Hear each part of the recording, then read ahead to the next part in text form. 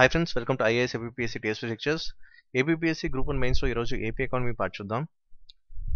మెయిన్గా ఏపీ ఎకానమీలో సిలబస్ అనేది చాలా చాలా important and previous questions pattern కూడా మనకి అర్థమైతే ఏపీ ఎకానమీలో మనం ఈజీగా ఆన్సర్ చేయొచ్చు. సో ఫస్ట్ ఏంటంటే మీకు 2018 గైడెన్స్ ప్రోగ్రామ్ స్టార్ట్ చేసాం. అండ్ దట్టు మనకు వచ్చిన ఇన్ఫర్మేషన్ ప్రకారం ఏంటంటే ఆల్రెడీ 114 పోస్ట్కి అప్రూవల్ అనేది వచ్చింది ఏపీఎస్సీకి అనేది తెలిసింది. అలాగే గ్రూప్ 2 కూడా 600 వరకు పోస్ట్కి అప్రూవల్ వచ్చిందని తెలిసింది. ఇప్పుడు మెయిన్గా ఈ ప్రోగ్రామ్లో ఏంటంటే ఇది integrated preparation. So both group 1 మెయిన్స్కి అలాగే గ్రూప్ 1 ప్రిలిమ్స్కి, గ్రూప్ 2 మెయిన్స్కి, గ్రూప్ 2 ప్రిలిమ్స్ కూడా ఈ గైడెన్స్ ప్రోగ్రామ్ అనేది మీకు హెల్ప్ అవుతుంది. సో ఇంట్రెస్ట్ ఉన్న వాళ్ళు మీరు ఈ లింక్ ద్వారా జాయిన్ అవ్వచ్చు. instamojo.com/tejucs357. So first of all మీకు రిఫరెన్సెస్ అనేది తెలియాలి, ఎందుకంటే ఏపీ ఎకానమీకి ఒక స్టాండర్డ్ బుక్ అంటూ ఎక్కడ మార్కెట్లో లేదు.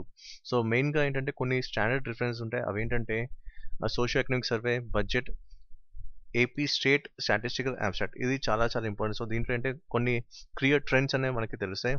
దాంతోపాటు అగ్రికల్చర్ అబ్స్ట్రాక్ట్, అలాగే హెచ్డిఆర్ 12th 5-year ప్లాన్, దాంతోపాటు AP magazine and important issues.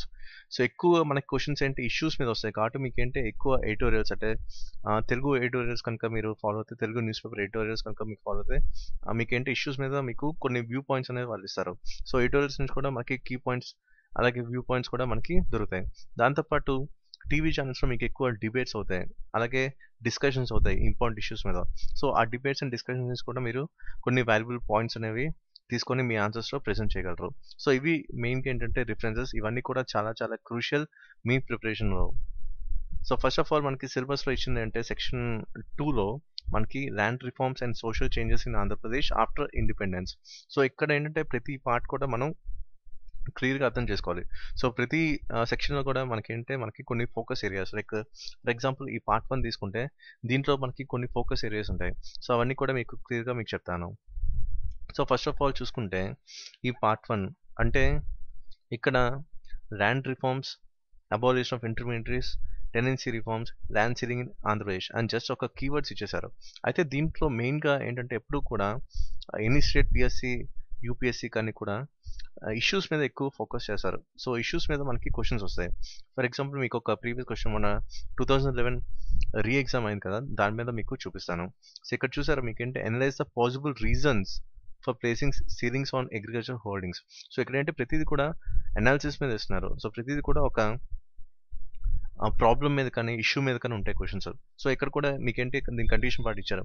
Give 2 possible disadvantage to the economy due to such ceilings. So ఇక్కడ ఏంటంటే ప్రతిదీ కూడా మనకేంటే ఒక ఇంపార్టెంట్ ఇష్యూ మీద కానీ లేకపోతే ప్రాబ్లం మీద కానీ ఉంటుందన్నమాట.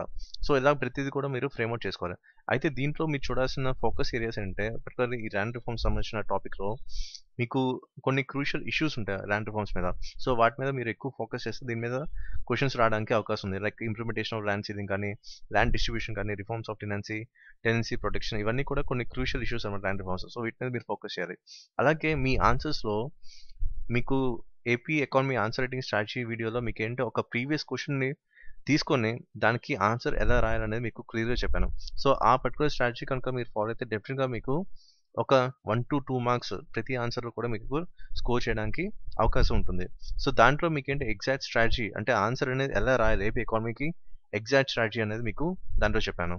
సో ఇక్కడ ఏంటంటే మీకు ఒక డిఫరెంట్ ప్యాటర్న్ అనేది చూపిస్తున్నాను అనమాట.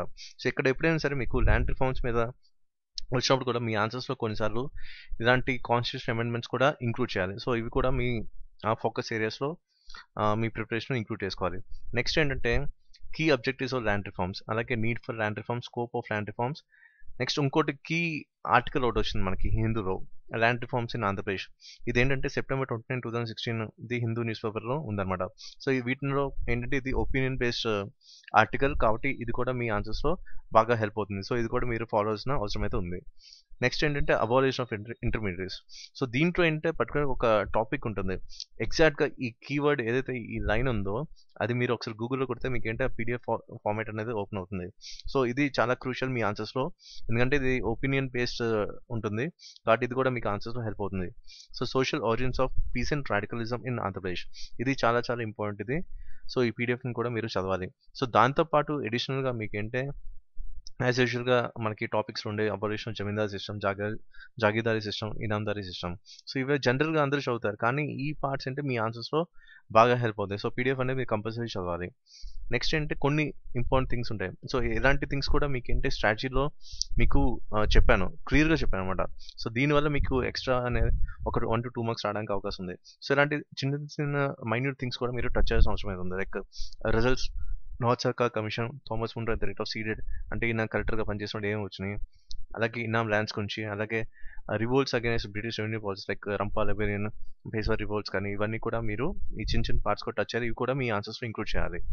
నెక్స్ట్ టెనెన్సీ రిఫార్మ్స్‌లో మీకేంటి మెయిన్‌గా మీరు చూసుకోవాల్సిందేంటే AP land tenancy act 1956 and దీని దాకా ఇంపార్టెంట్ ఫీచర్స్. దాంతోపాటు ప్యారల్‌గా మీరు తెలంగాణ ల్యాండ్ టెనెన్సీ యాక్ట్ 1950 దాకా జస్ట్ కూడా మీరు చదవాలి. ఇదేంటే కొంచెం కంపారిజన్స్ అప్పుడు మీకు హెల్ప్ అవుతుంది. నెక్స్ట్ ఏంటి ల్యాండ్ సీలింగ్స్. సో ల్యాండ్ సీలింగ్స్‌లో మనకేంటి యాక్ట్స్ ఉంటాయి.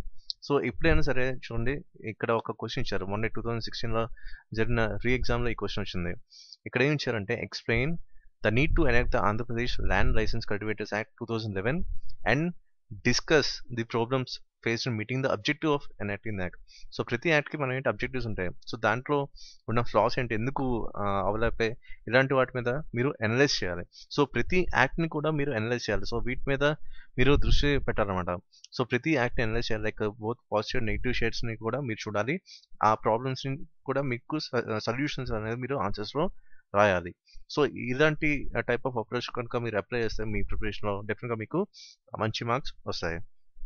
సో ప్రీవియస్ పేపర్స్ తాలూకా అనాలిసిస్ అనేది చాలా చాలా ఇంపార్టెంట్. ఎందుకు అనేది మీకు ఈ క్వెషన్ మీరు చూస్తే మీకు అర్థమవుతుంది. సో నెక్స్ట్ ఇక్కడ ల్యాండ్ సీలింగ్స్‌లో కూడా మీకు ఇంపార్టెంట్ ఏరియాస్ ఏంటంటే land ceiling act 1955, 1961 and 1973. So ఇక్కడ మీకు ఆల్రెడీ చెప్పాను. ప్రీవియస్ క్వెషన్స్‌లో మీకేంటే కొన్ని కీవర్డ్స్ ఉంటాయి. ఫర్ ఎగ్జాంపుల్ ఇక్కడ చూసారా? ఎక్స్‌ప్లెయిన్ అన్నారు. దాంతో పాటు ఇక్కడ డిస్కస్ అన్నారు. సో దీనికి ఈ కీవర్డ్‌కి ఒక ఫ్యూచర్ ఉంటుంది. సో ఈ కీవర్డ్‌కి ఇచ్చిన ఫ్యూచర్ ప్రకారం మీరు ఆన్సర్స్‌ని రాయాలి. ఫర్ ఎగ్జాంపుల్ మీకు చూపిస్తాను ఇక్కడ. ఇక్కడ ఏమి ఇచ్చారు? అనలైజ్ అని ఇచ్చారు. సో అనలైజ్ అంటే అర్థం ఏంటో మీరు ఫస్ట్ తెలుసుకోవాలి. ఇలాగా మీకు చాలా ఒక సెట్ ఆఫ్ 25-30 కీవర్డ్స్ ఉంటాయి.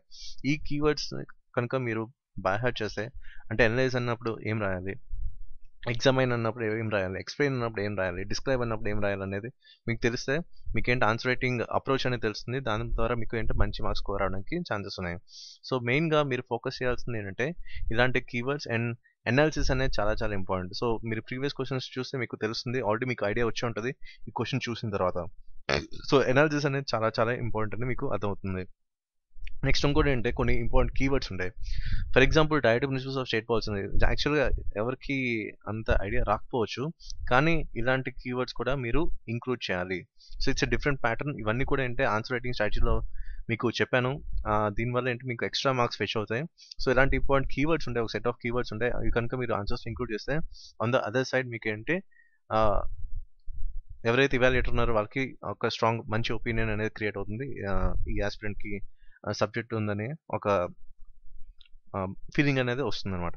సో ఇలాగా కొన్ని సింపుల్ టెక్నిక్స్ ఉంటాయి. సింపుల్ కీవర్డ్స్ ఉంటాయి. అవి కనుక మీరు ఆన్సర్స్ ఇంక్లూడ్ చేస్తే డెఫినిట్‌గా మీకు మంచి మార్క్స్ వస్తాయి. So AP economy answer writing strategy అనేది దీనికి కూడా అప్లోడ్ చేశాను. మీరు అది చూస్తే మీకు ఎక్స్ట్రా ప్రతి ఆన్సర్‌కి కనీసం ఎక్స్ట్రా 1-2 మార్క్స్ రావడానికి అవకాశం that's for sure. So that's it for this video and thank you for watching.